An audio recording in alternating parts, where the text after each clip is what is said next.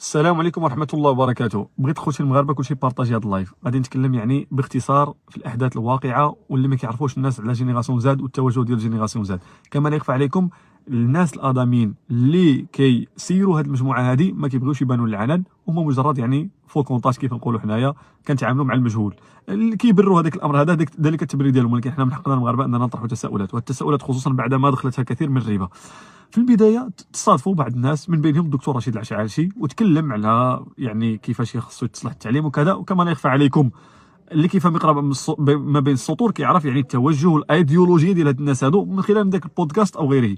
وحتى لما كيتكلموا على استضافه بعض الشخصيات البارزه يعني الشخصيات التي ينبغي ان تبرز او يتم استضافها يعني معروفه عندها تيار واحد، عندها توجه واحد، زائد انهم حتى من داروا التصويت على بعض الاشخاص اللي غادي يصادفوهم كان عندهم توجه واحد، من بينهم فلوستيك. فلوستيك كما يحكى انه كان ادمين في الجروب، ولي زادمين حاليا اللي كاينين في الجروب واللي كيعمروا السيرفر فهما من الطينه ديال فلوستيك، زائد لي زادمين اللي كاينين حاليا هم نفسهم لي زادمين اللي عند فلوستيك والادمينات اللي عند فلوستيك من بينهم.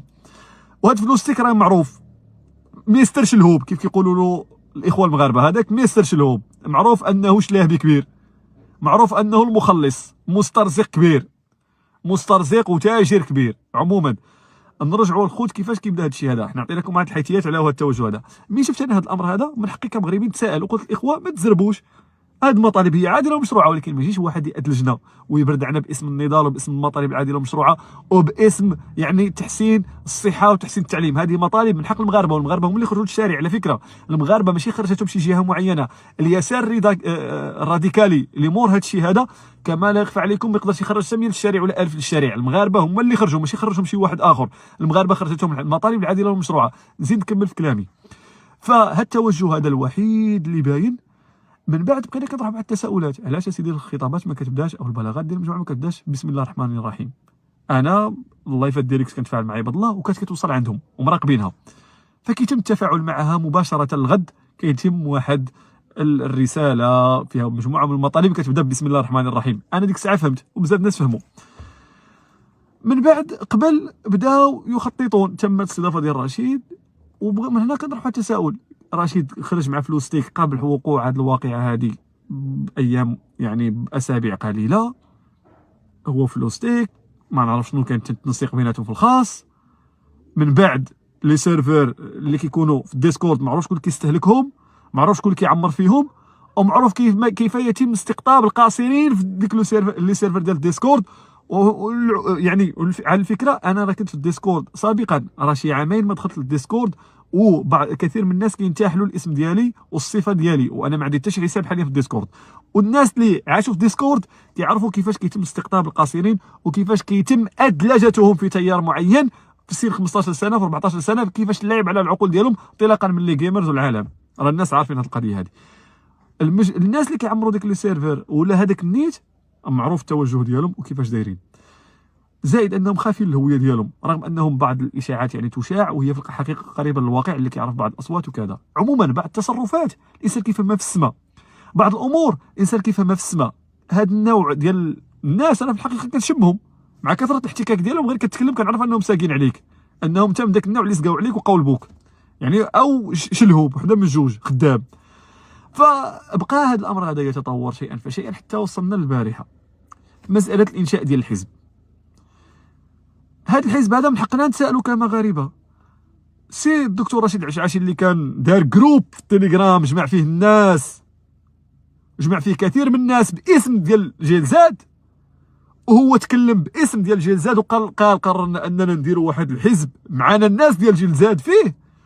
وهاد الصفحه ديال جيل زاد هي نفسها دارت له جيم، تفاعلت معه ايجابيا في الانستغرام وكاين سكرين. وخرجت انا من بعد درت حمله باش نفيق خوتي المغاربه ان هذا النضال هذا يعني هو اصلا بدايه ديالو هي بدايه مؤدلجه لامر في نفس يعقوب. حتى التوقيت تكلم بعض منهم قال لك التوقيت اختاريناه بدقه اللي هو اللي خرجوا فيه حاليا. فمن حقي انني نتساءل كمغربي، بغيت اجابات صريحه على هذه القضيه هذه. علاش درتوا له جيم وتفاعلتوا ايجابيا مع المنشور، ومن بعد من ان الحمله بدات كتنجح ولقات يعني قبولا واسعا عند المغاربه والناس بدات كتفيق، شنو درتوا؟ مشيتوا زعما كانكم كتبرؤوا منه. في حين انا كنعرف الدكتور رشيد خصو يخرج، اما هاد الناس راه كيكذبوك. يعني انا واحد بقامه اكاديميه كما يزعم دكتور، يعني غادي يمشي وغادي يفتري على الناس غير هكذا؟ حتى واحد ما تكلم معاه من الناس ديال جيل زاد خصو يخرج يفسر للناس. هما خصهم يفسروا علاش دايرين له جيم وعلاش تفاعلوا معاه وعلاش ما كذبوش هذا الشيء هذا وخرجوا وطعنوا فيه وطعنوا في ذاك الحزب. حتى من بعد ما تكلمنا ومن بعد ما درنا الحمله بغينا اجوبه صريحه على هذه القضيه هذه، لكن ما كاينش اجوبه حيت الناس بدات كتعيق بدات كتفيق. اما ديك الاجوبه الضبابيه المستهلكه كدوزوها على الغشمان، حنا ما غاديش ندوزوها علينا. لذلك كنقول للخوتي المغاربه فيقوا عيقوا. القضيه فيها ان اقسم بالله الذي رفع السماء جاوني ناس مسلمين تحشاو وتزرفوا انهم تحشاو في ديك لي سيرفر وقالوا لي والله ما كنا عارفين هذا التوجه هذا، ولكن حذاري بدا كيبان لنا التوجه بدا كيبان لنا كذا، وقالوا لي خروج اعلم المغاربه بالخطوره ديال هذا الامر هذا. وكما معروف الناس اللي كتم يعني التزويق ديالهم وكتم يعني كيسلطوا عليهم الاضواء هم ناس معروفين بتوجه يساري راديكالي، واللي معروف المشروع ديالو في البلاد ديالنا. المشروع ديالو هو انه التغيير الجذري، واسال الله تبارك وتعالى ان لا يرفع لهم رايه وان لا يبلغهم غايه. فلذلك احنا المغاربه ناقوس الخطر قد دق. فلذلك ما يجيش واحد يركب على المطالب ديال العادله والمشروعه ديال المغاربه. هاد الناس اللي خرجوا للشارع خرجتهم المطالب العادله والمشروعه، ما خرجتهمش الايديولوجيه اللي كتستهدف العقائد ديال المغاربه وكتستهدف التوجه ديال المغاربه. فانا كنطلب من هاد الناس يخرجوا ويصرحوا بالايديولوجيه ديالهم. وهما بعض منهم تكلموا في الخطط ديال التعليم وانهم خصهم يحيدوا التربيه الاسلاميه ويحيدوا كل شيء ويحيدوا كذا ويحيدوا كذا، يعني سلخ المغاربه من العقائد ديالهم ومن التوجه ديالهم ومن التراث ديالهم. وتكلموا حتى في مساله، وعلى فكره والله ما عندهم مشروع باين بحال الناس، مجرد ضبابيه. فلذلك مطالبين انهم يخرجوا اليوم ويصرحوا الايديولوجيه بدون ضبابيه ويكشفوا على نفسهم ويعرفوهم الناس.